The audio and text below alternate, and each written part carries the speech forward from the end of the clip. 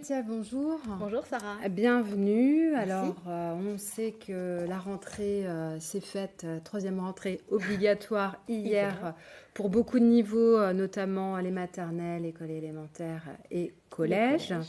Est-ce que c'est une bonne chose d'avoir repris l'école? Oui, c'est plutôt une bonne chose. D'abord parce que c'est un signal que ça va mieux en France. Le virus est un peu moins là, donc c'est plutôt un point positif. Et c'est une bonne chose que les enfants retournent à l'école. Vous-même, Sarah, vous le disiez, vos enfants, ils sont retournés, ils sont contents de retrouver les copains, les maîtresses. Donc pour l'aspect socialisation, c'est vraiment très très important que les enfants retournent à l'école. Alors bien évidemment, hein, je mets un petit peu de mesure si l'enfant a des problèmes de santé physique ou mentale, hein, parce qu'il y a des enfants qui sont dans des états de stress dépassés, donc il faut aussi être prudent. Mais si les enfants ont juste un petit peu peur d'y aller, on peut accompagner l'enfant pour qu'il aille à l'école, parce que ça va lui permettre non seulement de revoir ses camarades, mais aussi de restructurer un petit peu le temps. Il faut se souvenir qu'ils ont été coupés de l'école comme ça brutalement, enfin comme nous tous, mi-mars. Et là, effectivement, il ne reste que 2 semaines. Mais ces 2 semaines vont permettre déjà de parler avec les autres. Ça va permettre de prendre un peu de distance par rapport à ce qu'ils ont vécu. Et par rapport au temps aussi, ça va permettre de se dire au revoir et bonnes vacances et à la rentrée. C'est peut-être un détail pour nous, mais en fait, pour les enfants, la structuration du temps est vraiment fondamentale. C'est aussi une bonne chose de retourner à l'école parce qu'on sait que pendant cette période de confinement, les enfants ont fait beaucoup, beaucoup d'écrans. Et on connaît l'impact des écrans sur le cerveau de l'enfant. Donc, ils vont lâcher un petit peu ces écrans. On sait qu'il y a des parents qui n'avaient pas le choix. Il n'y a aucun jugement dans mes propos. Et qui, pour télétravailler tranquillement, voilà, il n'y avait pas de nounou autre que la tablette. Donc, c'est vraiment important qu'ils retournent à l'école. Oui, certains parents prennent l'argument de dire oui, 15 jours, ça vaut pas le coup. Mais quand on part 8 jours ou 15 jours en vacances, on ne dit pas que ça vaut pas le coup, on dit que c'est très important. Donc cet argument pour s'opposer à ce retour à l'école, on peut un petit peu voilà, le contrer en disant mais si c'est important, même pour 8 jours, parce que ça fait 8 jours peut-être de révision, ça va permettre aux enseignants d'évaluer un petit peu les acquis de leurs élèves pendant cette période de confinement. Donc c'est très important. On sait qu'il va peut-être y avoir des vacances apprenantes derrière. Donc c'est important que les enfants soient évalués pendant cette période. Absolument. Les familles ont vécu pendant ce confinement une crise sanitaire importante. Psychologiquement, il y a eu beaucoup de répercussions dans les familles à plusieurs niveaux. Est-ce que vous avez vu des personnes qui sont venues vous voir au déconfinement pour vous faire part de tout ce qui s'est passé au sein d'une famille? Il peut y avoir des tensions, il y a eu des tensions. Oui, justement, par exemple, pour retourner à l'école. Il y a des parents qui m'ont amené leurs enfants parce que l'enfant avait peur de retourner à l'école. Et bon, la peur, elle vient de quelque part. Donc, soit l'enfant avait trop vu de choses aux informations, soit il a entendu des choses qui lui ont pas été assez expliquées.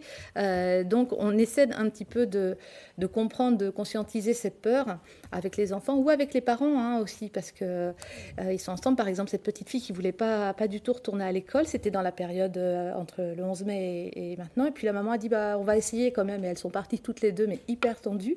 Et avec quelques petits conseils, eh bien, elles sont arrivées à l'école et en fait, elle est repartie le midi en sautillant parce que c'était magique. En plus, ils n'étaient pas très nombreux par classe et les enseignants, en général, ont une capacité d'écoute intrinsèque à eux-mêmes. Donc, c'est important, ce temps d'écoute. Donc, oui, il y a des familles qui viennent me voir parce que leurs enfants ont peur ou parce que les parents ont peur.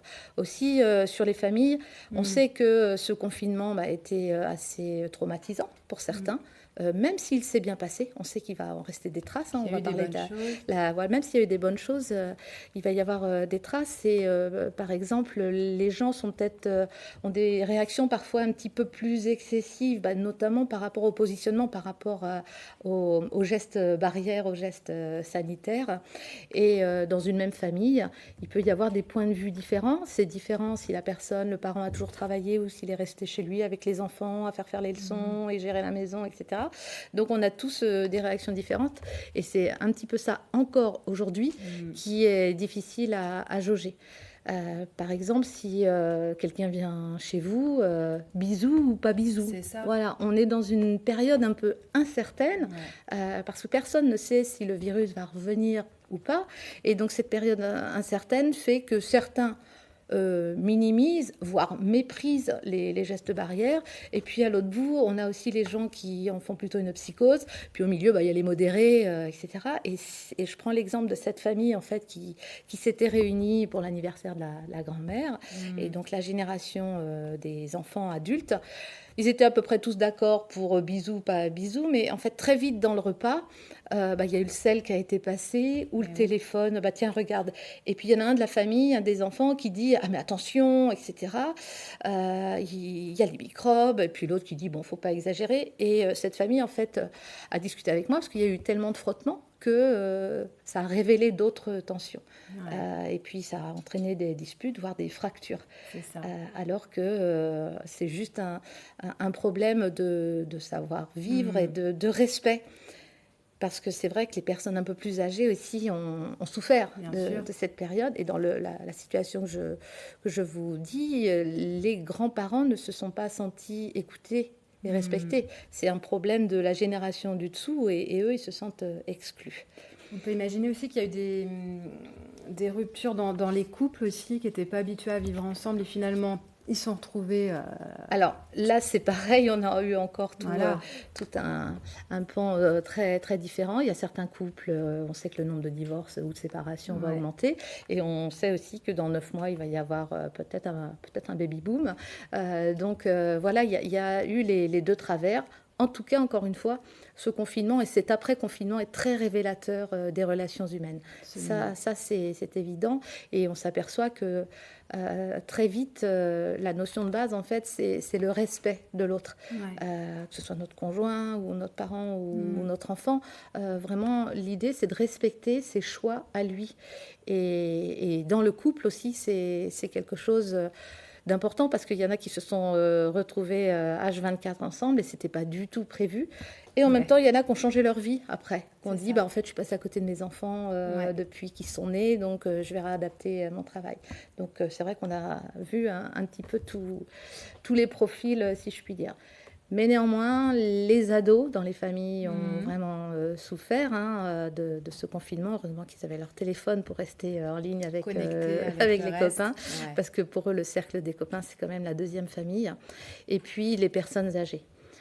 Les personnes âgées ont vraiment souffert de ce confinement. Certaines me disaient qu'elles se sentaient complètement déresponsabilisées, voire infantilisées, voire dirigées, et par leurs propres enfants, en fait, qui étaient bienveillants.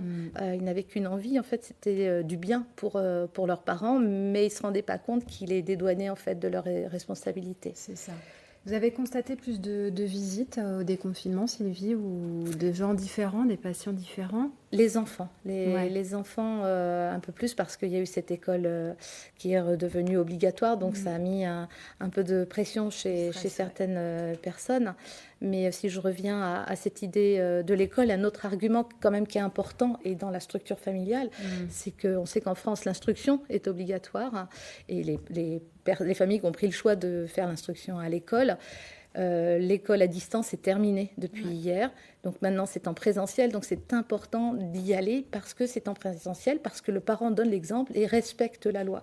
Et c'est cet aspect de modèle, il ne faut pas que les parents l'oublient parce que ce sont eux les guides de leurs enfants. C'est vrai. Un autre conseil pour terminer, global, sur ce déconfinement, sur les vacances qui approchent, qu'est-ce qu'on peut dire à un téléspectateur? Comment on vit Ce qu'on peut dire, c'est que par exemple, s'il y a eu des ruptures dans les couples ou dans les familles ou avec nos aînés, c'est important de prendre le temps de restaurer, de réparer, de penser avec un A, toutes ces ruptures, toutes ces fractures qu'il y a pu y avoir, en parlant, en prenant peut-être plus de temps, plus de bienveillance avec tout cela. Je voudrais conclure sur un proverbe africain qui dit « il faut tout un village pour faire grandir un enfant ». Donc c'est pour ça que c'est important qu'ils retournent au cœur de leur village à l'école. Mais je me l'approprierai en disant il faut aussi tout un village pour voir vieillir nos grands-parents. C'est très beau. Merci pour vos conseils, Sylvie. Merci, Sarah. À très bientôt. À bientôt.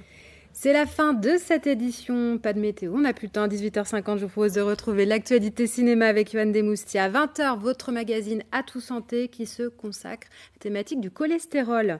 Et puis, reste avec nous pour le film de 20h50, La piste de Santa Fe. C'est un film de 1940. Je vous souhaite une très bonne soirée sur BIP TV.